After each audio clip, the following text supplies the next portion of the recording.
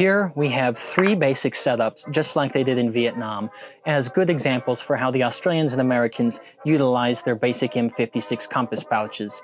For starters, you can tie a little rope here at the very end where you're actually supposed to let these things breathe a little better. By the ventilation hole, you'll have a string, and that will indeed tie in your compass here. Now, this is not a proper 1950 field compass, it's just a reproduction, but it's pretty darn good. And what I like about this string is that when it's tied up by a chest pocket, it's going to provide just enough tension there to keep these within so you never lose it.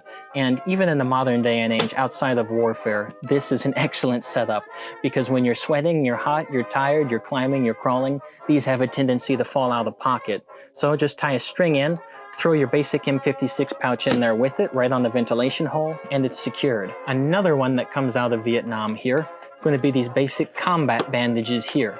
Now, these aren't entirely from the Vietnam era, they're from the much later side of that, most likely 1973 to 1975, but still, these basic wraps are worth their weight in gold because when people cut themselves, they tend to bleed a lot, and if you get shot, you tend to bleed even more.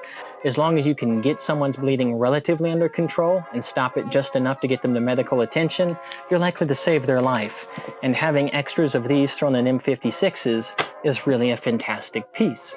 For the final one here, what we have is something really special from Vietnam.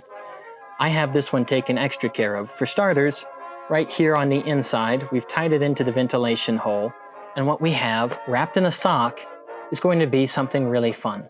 This is an escape mirror. We'll get an up-close look in a minute. When it came to calling for your extraction in Vietnam, it wasn't easy. Radio was not always available or easily gained access to. Further, smoke signals tended to give you away. With an escape mirror just like this, you'd simply line up the sun with this eye hole here, and then you'd hopefully get it lined up just enough to start flicking larger bits of light at it. With that in mind, you'd be able to signal to a helicopter up to some 100 yards away